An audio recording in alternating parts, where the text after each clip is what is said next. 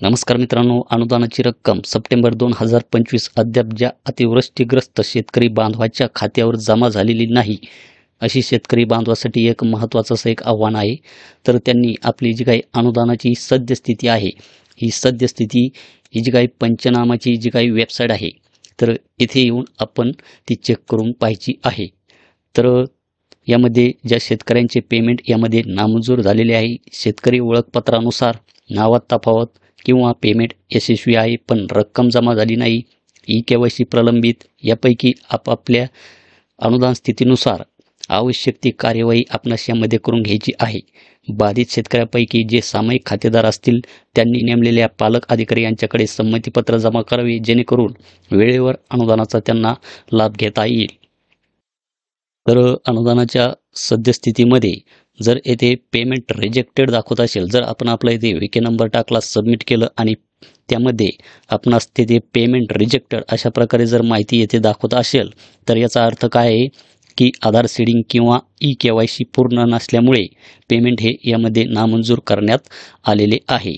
तर यामध्ये उपाय काय आहे, तर बँकेत जाऊन आपणास आधार सीडिंग व आधार मॅपिंग पूर्ण करून आपली ई-के-वाय-सी यामध्ये करून घ्यायची आहे. त्यानंतर name mismatch as per farmer I D, तर याचा अर्थ आधारवरील नाव आणि फार्मर आय डीवरील नाव जुळत नाही.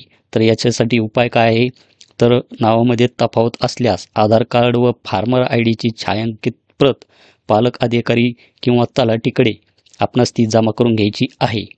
त्यानंतर पेमेंट सक्सेसफुल पण जमा झाले नाही, तर याचा अर्थ पेमेंट जमा करण्याची जी काही प्रक्रिया आहे ही सुरू आहे.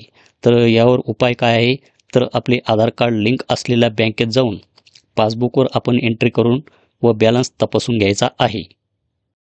त्यानंतर अनुदानाच्या स्थितीमध्ये जर ई-के-वाय-सी पेंडिंग दाखवत असेल, तर याचा अर्थ ई-के-वाय-सी पूर्ण नसल्यामुळे अनुदान हे रोखले आहे.